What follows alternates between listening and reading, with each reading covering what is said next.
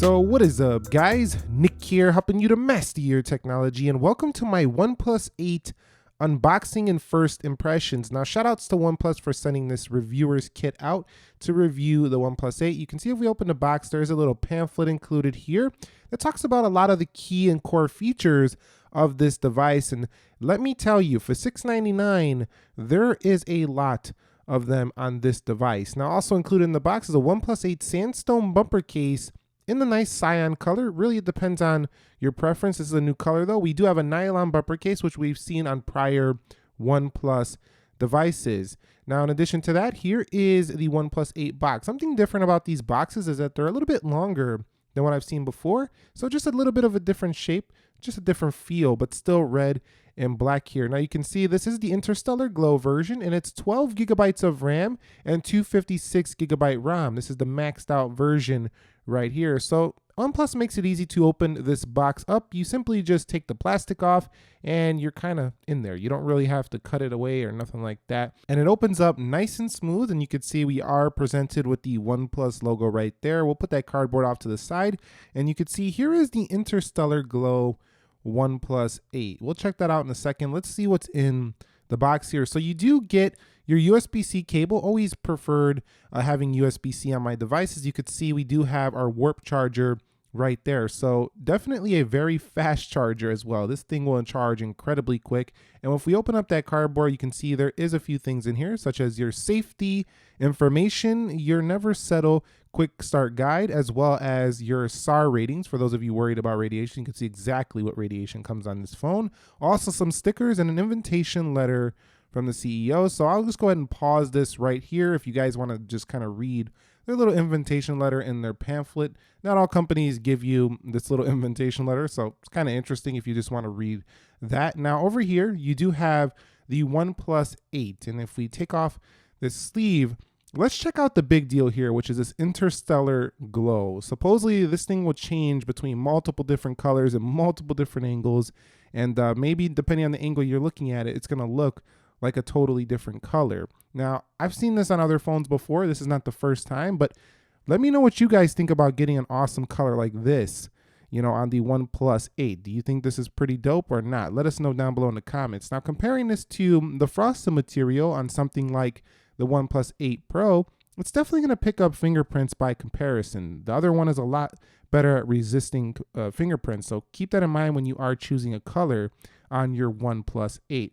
But overall, definitely a smaller phone, as you can see so far, but it doesn't seem to be as small as I thought it was going to be. It definitely, I don't think it's a compact phone like it was mentioned, but it's definitely a compact phone by comparison to the OnePlus 8 Pro, which is a very tall and large phone. So if you compare those two, definitely smaller, but not technically a super compact device. It's just a smaller big device. You can see booting it up, here is the OnePlus 8 logo, and we'll just get into this boot up process. There's not really much going on here. Pretty standard affair. Now, while it's updating, let's take a look at the body. You can see no indentation like the OnePlus 8 Pro at the top. We do have a microphone right there on the left, volume rockers, nothing else. Aluminum frame around this baby. And at the bottom, you can see we do have USB-C, and that's where our SIM card tray will rest. And we do have a speaker off to the right there, some antenna slits in the middle. Now you can see we do have the silent switch, something you don't get typically on other OnePlus devices.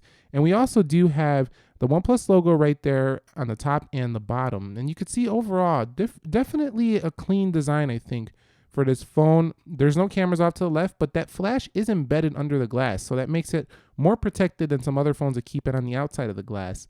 Now, I found it interesting when you are turning this phone on the setup process, they do walk you through how to use the gestures. So if you're unfamiliar with gestures, I think OnePlus really wants to get you to use these gestures. That's why they're kind of showing it to you when you are booting it up, but you still have the option to use the navigation keys if you would like. But standard out of the box, it comes with gestures. And so what else comes with this OnePlus 8? So Snapdragon 865, we have an X55 5G chip in here, 12 gigs of RAM, 256 gig ROM, 48 plus 16 plus 2 triple camera. So OnePlus said, if you want the quad, get the OnePlus 8 Pro. But here, we're going to give you a triple camera.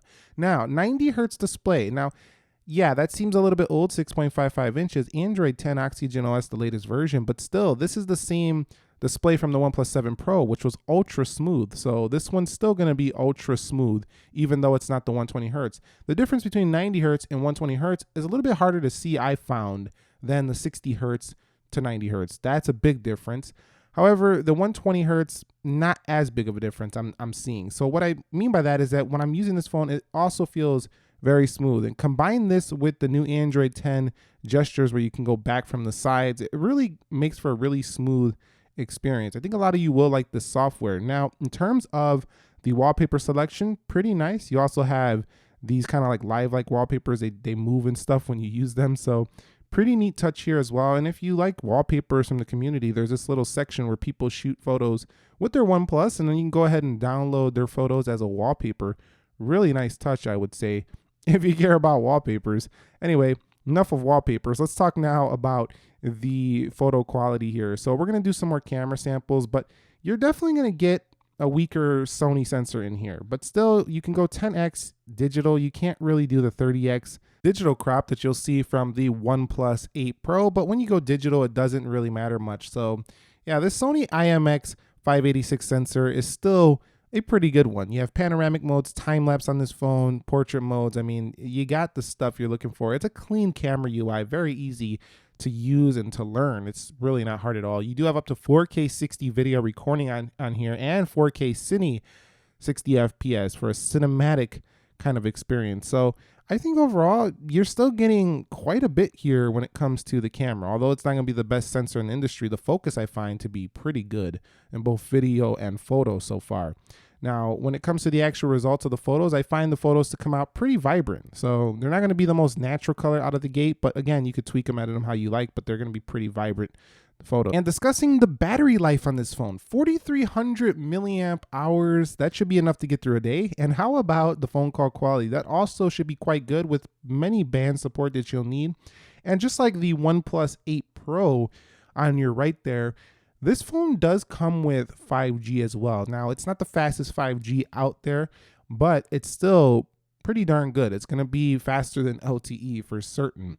Now, I will say that the OnePlus 8 does come with a new type of, it comes with a very fast type of storage, UFS 3.0 two-lane storage. So the storage speeds when transferring is going to be very fast.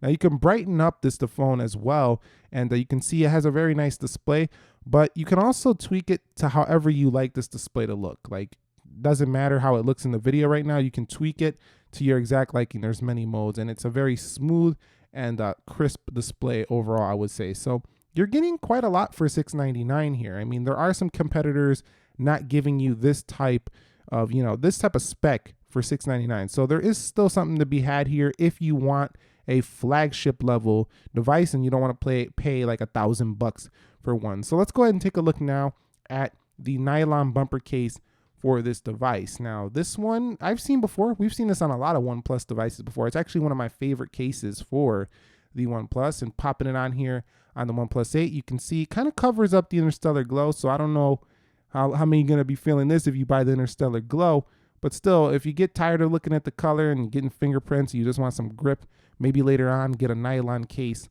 for this phone.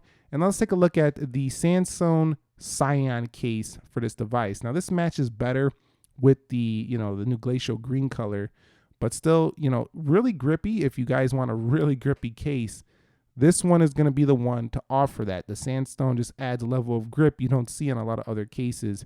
And I think this matches this color a little bit better than the nylon case, but still, that's kind of how it looks. And it does have good lip protection. So if you do place this thing on a table, it won't hit the screen or anything like that. And the OnePlus 8 does come with a pre-installed screen protector. Unfortunately, you cannot use the wireless charger on this one. It doesn't support wireless charging. That's a little bit unfortunate for this phone.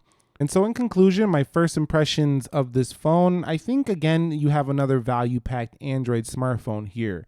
I'm not liking no wireless charging. I think it's $699. That's a bit ridiculous. We should see that here on this phone as well. But other than that, there's not really much to complain about with this phone.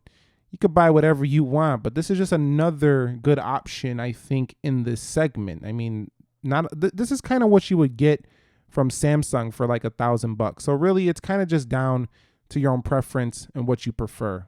That's really the name of the game anymore, because all these phones coming out are just really fantastic these days. It's hard to get a bad phone in 2020, and the OnePlus 8 is just another good option for you. So make your choice on what's going to be for you. If you guys found this video helpful, entertaining, informing, click the like button for me and let me know what you want to see going forward. I'll catch you all in the next one, and peace.